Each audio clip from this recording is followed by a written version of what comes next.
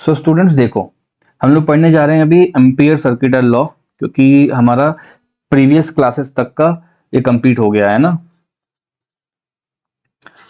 Biot Savart law का part complete हो गया, तो यहाँ लिखा हुआ है एम्पियर सर्किटल लॉ। क्लियर बच्चों? तो देखो, सबसे पहले अपन ये समझते हैं कि जब इलेक्ट्रोस्टैट सिखाई जा रही थी हम लोगों को, इलेक्ट्रोस्टैटिक्स है ना, ध्यान दें सब लोग, है ना, इलेक्ट्रोस्टैटिक्स।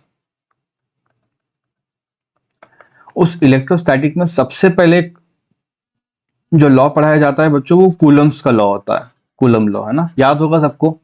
कूलम लॉ में एक स्मॉल सा चार्ज होता है, मान लो क्यू, और उससे एक डिस्टेंस आर पे मैं इलेक्ट्रिक फील्ड पता कर लेता हूं। It is used to find the electric field और the force between two charges. Right students? तो ये क्या है, आपका पॉइंट चार्ज है। और जैसी क्लास आगे बढ़ी थी आपकी, तो आपने कहा था कि सर एक लाइन चार्ज भी आ गया था हमारे पास, वो शीट में पढ़ने को भी आ गया था। कुछ याद आ रहा है ऐसा? हम्म। तो जब चार्ज डिस्ट्रीब्यूशन की बारी आती है ना बच्चों, आप समझ रहे हो, चार्ज डिस्ट्रीब्यूशन की बारी आती है तो आपको नए लॉ की जरूरत पड़ती है। नया लॉ कैसा है, ये देखो, लाइन चार्ज रखा हुआ है और ये सरफेस पे रखा हुआ है, तो यहाँ पे आप सब लोगों को क्या पढ़ाया गया, you have been taught that जो फ्लक्स होता है वो होता है इंटीग्रेशन ऑफ ई डॉट, बोलो, डी ए, या फ्लक्स को अपन बोलते हैं क्यू बाय एप्सिलॉन नॉट। कोई परेशानी वाली बात? तो सर का कहने का ये मतलब है कि पॉइंट चार्ज के लिए कूलम लॉ पढ़ाया जाता है, और जब चार्ज डिस्ट्रीब्यूट कर देते हैं तो गॉस लॉ होता है। दोनों का अल्टीमेट गोल क्या होता है, टू कैलकुलेट इलेक्ट्रिक फील्ड। ये वाइवा की बातें, इतनी आपकी फंडामेंटल अंडरस्टैंडिंग होनी चाहिए। वहीं बच्चों, अगर मैग्नेटिज्म शुरू करता है कभी टीचर पढ़ाना आपको, तो शुरुआत में वो आप लोगों को क्या पढ़ा देगा, बायोट सेवर्ट लॉ। और बायोट सेवर्ट लॉ का एक प्राइमरी कंडीशन होता है कि वो लॉ हमेशा बच्चों छोटे से एलिमेंट पर लगता है। छोटे से एलिमेंट का मतलब होता है डीएल, उससे अपन को क्या देखना होता है, मैग्नेटिक फील्ड देखना होता है। कुछ याद आया है ऐसा? 2 दिन पहले की क्लास की बात कर रहा हूं। तो यहाँ पे क्या मिल गया अपन को, डीबी का टर्म मिल गया। अगर चार्ज को मैं डीक्यू कर दूंगा तो यहाँ पे भी डीई मिलने लग जाएगा। तो आपको पता है क्यों मैंने कॉलम बना के लिखा हुआ है, because these two people are analogous. Electrostat में जो काम कूलम करता है, मैग्नेट में वो काम कौन करता है, बोलो, Biot Savart law. Similarly similarly Gauss law जो यहाँ काम करता है, वही यहाँ पे बच्चों एम्पियर का सर्किटल लॉ काम करता है। एम्पियर का सर्किटल लॉ काम करता है, ठीक है। तो एम्पियर सर्किटल लॉ भी इस तरह काम करेगा कि आपके पास एक क्लोज लूप होगा बच्चों। इस तरह से मान लो कोई क्लोज लूप होगा, उसके अंदर कई सारे करंट पटक देंगे। मान लो एक करंट बाहर जा रहा है, एक करंट और बाहर जा रहा है, एक इनवर्ड आया और एक और बाहर जा रहा है, तो इससे करके करंट के नाम हो जाएंगे I1, I2, I3 और I4। इन सबको मिला करके किसी एक पॉइंट पे कितनी होनी चाहिए मैग्नेटिक फील्ड, वो अपन पता कर लेंगे। तो लेफ्ट साइड के सब लोग क्या निकाल के दे रहे हैं, इलेक्ट्रिक फील्ड, और राइट साइड के सब लोग क्या निकाल कर दे रहे हैं बच्चा लोग, मैग्नेटिक फील्ड। मैंने ये चार्ट इसलिए बनवाता हूं क्योंकि आपको ये समझाया जा सके कि कूलम लॉ का जो दोस्त है वो कौन है, बायोट सेवर्ट लॉ, और आपके गॉस लॉ का कौन दोस्त है इधर, बोलो, एम्पियर सर्किटल लॉ, है ना। ये करंट के सिमेट्रिक डिस्ट्रीब्यूशन में लगता है। तो लिखता हूं मैं यहाँ पे, करंट जब बहुत सारे हों, डिस्ट्रीब्यूटेड हों, तो उनसे मैग्नेटिक फील्ड निकालने काम आता है। चलो प्रॉपरली इसको पढ़ते हैं, what exactly is Biot Savart law. Alright बच्चों, alright students, let's start with Ampere circuital law, है ना।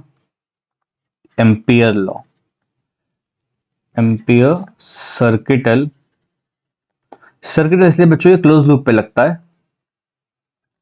मैं 2 डायग्राम बना के बता रहा हूं, आप बिल्कुल ध्यान देते रहिए, है ना। मान लेते हैं कि एक क्लोज लूप है सर के पास, इस तरह से। इस क्लोज लूप पर बच्चों कुछ करंट्स मिल रहे हैं मुझे, है ना, लॉन्ग करंट, लार्ज करंट्स होंगे। तो जैसे मान लो ये एक करंट है, इस लूप से ऊपर की तरफ गया है बच्चों। हो सकता है एक करंट हो जो भी फिर से ऊपर की तरफ जा रहा हो, फिर थर्ड करंट हो बच्चों इस तरह से जा रहा हो, और एक और करंट है बच्चों यहाँ बन रहा हो, है ना। अगर नहीं क्लियर हो रहा है तो इसके ऐसे समझ सकते हो कि जो I1 है ना, ये एक करंट हो गया, ये दूसरा करंट हो गया, इसको क्रॉस करके जा रहा है, थर्ड ये करंट हो गया, और बच्चों फोर्थ ये करंट हो गया। आप दोनों में से कोई भी डायग्राम बना सकते हो, ये वाले डायग्राम पे बन जाता है। ये रहा फर्स्ट, ये रहा सेकंड, ये रहा थर्ड करंट, ये फोर्थ, कितने भी हो सकते हैं बच्चों। तो लेट से I1 हो गया, ऊपर की तरफ आ रहा होगा, I2 हो गया बच्चों, ये भी ऊपर की तरफ आ रहा होगा, जो I3 होगा वो नीचे जा रहा होगा, और I4 होगा बच्चों, वो भी ऊपर की तरफ आ रहा है, बिकॉज देखो डॉट डॉट डॉट लगे हैं, क्रॉस भी लगा हुआ है। तो मैं यहाँ पे इसको I1, I2, I3 और I4 बोल सकता हूँ। अगर अपन जूनियर क्लास में चले जाएं तो आपको तो पता होगा ना बच्चों की करंट ऊपर जा रहा होता है, तो उससे किसी डिस्टेंस r पे ना मैग्नेटिक फील्ड मिल रही होती है। वो कैसे निकालते हैं अपन, राइट हैंड को ऐसे ऐसे कर्ल कर लेते हैं। कुछ याद आया ऐसा? तो वो केवल डायरेक्शन बताने का काम आता है ना। किससे काम आता है? डायरेक्शन बताने का काम आता है। तो हमसे बोला जाएगा कि इस लूप के ऊपर फील्ड कितनी होगी। तो लूप के ऊपर फील्ड कैसे बताई जाएगी? Just pay attention. इस लूप के ऊपर फील्ड बच्चों लेट से इस डायरेक्शन में आएगी, क्योंकि अब इसको अगर इस सब जगह अगर अपन अपने हाथ ऐसे फोल्ड करके देखेंगे ना, तो अपने को इस तरफ से मिल रहा होगा कि यहाँ पे डायरेक्शन क्या होगा, फील्ड का हो जाएगा। तो ये रहा बच्चों, मान लो आपका मैग्नेटिक फील्ड, जो इस वाले डायग्राम में कोई और ऐसे एंगल पे जा सकता है, यहाँ कहीं दिख रहा है कि सबको मैग्नेटिक फील्ड बनता हुआ, है ना। स्मॉल सा एक पार्ट लेना होगा आपको, उसको बोल देना आप लोग dl, उसका एक वेक्टर ले लेना है। तो ये लोग कहते हैं एम्पियर में that the line integral of, देखना है, द लाइन इंटीग्रल, ये रहा बच्चों, क्लोज पाथ का मतलब होता है क्लोज लगाया, बी लिखा, डीएल के साथ इसको डॉट प्रोडक्ट लगाया, of the resultant magnetic field, resultant बोलो मैग्नेटिक फील्ड। इन चारों करंट से जो फील्ड बन रही है बी, वो ये है। हो सकता है वो 10 डिग्री पे, वो 20 डिग्री पे, पूरा टेंजेंट पे जा रही हो, कहीं भी बन सकती है बच्चों। वो डायरेक्शन रिवर्स भी हो सकता है depending upon the direction of current. ठीक है, तो ये बोलता है resultant magnetic field along a close path, along a बोलो close path is equal to बच्चों, ये लिख रहा हूं मैं answer final, line integral is equal to mu naught times the total current, mu naught times the total current. कहने का मतलब है, इसी डायग्राम को देख के मैं लिख देता हूं, ये इंटीग्रेट लगाया, क्लोज पाथ लगाया बच्चों, मैग्नेटिक फील्ड उस डीएल वाले एलिमेंट पे बना दी। इतना क्लियर हो गया? ये होता है mu naught times the net current. अब नेट करंट को कैसे लिखोगे आप लोग बच्चों? बेसिक सा कन्वेंशन है, जो लूप से ऊपर आ रहे हैं, मतलब कॉपी के ऊपर आ रहे हैं, मोबाइल की स्क्रीन के ऊपर आ रहे हैं बच्चों, उनको प्लस कर देना है आपको। तो I1 प्लस का होगा, I2 प्लस का होगा, I3 बच्चों माइनस का होगा, और यहाँ पर I4 माइनस का हो जाएगा।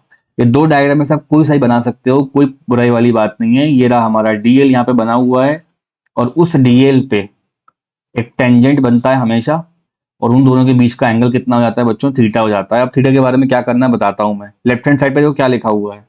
लेफ्ट हैंड साइड वाला कहता है that you have a vector dot b vector, which means that the same equation can also be written as, देखो ना इधर b डॉट डी लिखा हुआ है ना, इसको ऐसे भी लिखते हैं, क्लोज पाथ पे इंटीग्रेट करेंगे b डॉट डी एल, और वो आपका जो cos थीटा आ रहा है बराबर कितना हो जाएगा बोलो? Mu naught into net current. तो आप यहाँ पे से कोई सा भी इक्वेशन लिख सकते हो। ये आप लोगों का बच्चों एम्पियर सर्किटल लॉ कहलाता है। एम्पियर सर्किटल लॉ किस काम में आता है? तो लिखते हैं यहाँ पे, it is use to find the magnetic field along a closed path due to symmetric currents. जैसे मान लो गॉस लॉ में क्या होता है, दुनिया भर के चार्जेस होते हैं ना बच्चों, कहीं पे लैम्डा मिलता है, कहीं सिग्मा मिलता है, वगैरह वगैरह, है ना। तो गॉस लॉ भी सिमेट्रिक चार्जेस के लिए होता है, और ये सिमेट्रिक करंट्स के लिए होता है। याद कैसे करोगे आप लोग बच्चों? यहां देखो राइट साइड में क्लोज इंटीग्रेट करना होता है किसका? बी डॉट डी एल का, बराबर क्या हो जाएगा ये बोलो? म्यू नॉट इंटू नेट, जितना भी करंट होगा अंदर वो अपन को लिख लेना होता है। This is ampere law.